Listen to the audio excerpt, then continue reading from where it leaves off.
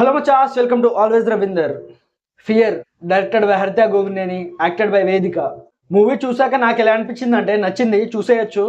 Movie plot విషయానికి వస్తే, సింధు అనే అమ్మాయికి చిన్నప్పుడు అన్నం తినకపోతే బూచోడు వస్తాడు అని వాళ్ళ అమ్మ భయపడుతుంది. అప్పటి నుండి ఎప్పుడు ఎవరో వెంటపడుతున్నట్టు, చంపడానికి ట్రై చేస్తున్నట్టు భయపడుతుంది.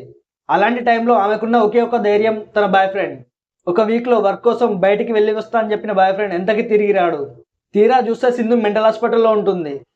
తన బాయ్ ఫ్రెండ్ తిరిగి వస్తాడా, అసలు సింధుని మెంటల్ హాస్పిటల్లో జాయిన్ చేసింది ఎవరు అనేది తెలియాలంటే మిగతా మూవీ చూడాల్సిందే. మూవీ స్టార్ట్ అవ్వడం మేము మెంటల్ హాస్పిటల్ నుంచి స్టార్ట్ అవుతుంది. ప్యారలల్గా నార్మల్ వరల్డ్లో సీన్స్ అండ్ హాస్పిటల్లో సీన్స్ అవుతూ ఉంటాయి. స్క్రీన్ ప్లే చాలా స్లో అనిపించింది. మూవీ అంతా ఒక 2-3 లొకేషన్స్లో మాత్రం షూట్ చేశారు. మూవీ బాగుందని చెప్పడానికి రీజన్ మాత్రం క్లైమాక్స్ 25 మినిట్స్ కోసం మిగతా మూవీని బాగానే లాగారు. ఒక సోషల్ మెసేజ్ కన్వే చేశారు థ్రిల్లర్ ఎలిమెంట్స్తో.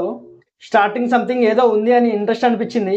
సర్టన్ టైం తర్వాత గ్రిప్ చేయలేకపోయింది, కానీ కొంచెం ఓపిక పెట్టాక క్లైమాక్స్ మంచి సాటిస్ఫాక్షన్ ఇచ్చింది చూసినందుకు. మూవీలో ఒక సీన్ ఉంటుంది, బాయ్ ఫ్రెండ్ మిస్ అయ్యాడని సింధు పోలీస్ స్టేషన్కి వెళ్తే రివర్స్లో ఆమెను జైల్లో వేస్తారు.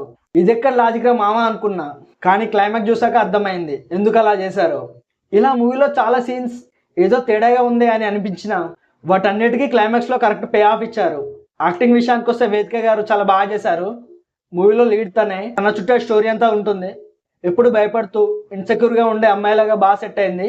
మిగతా క్యారెక్టర్స్కి ఎక్కువ స్కోప్ లేదు, ఉన్నంతలో వాళ్ళ రోల్స్ ఫుల్ఫిల్ చేశారు. టెక్నికల్గా ఇంకొంచెం బెటర్గా తీయాల్సింది. కొన్ని సీన్స్లో కెమెరా షేక్ అవుతున్నట్టు అనిపిస్తుంది.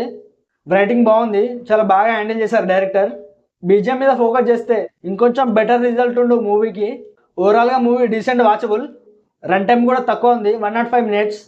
అమెజాన్ ప్రైమ్లో స్ట్రీమ్ అవుతుంది.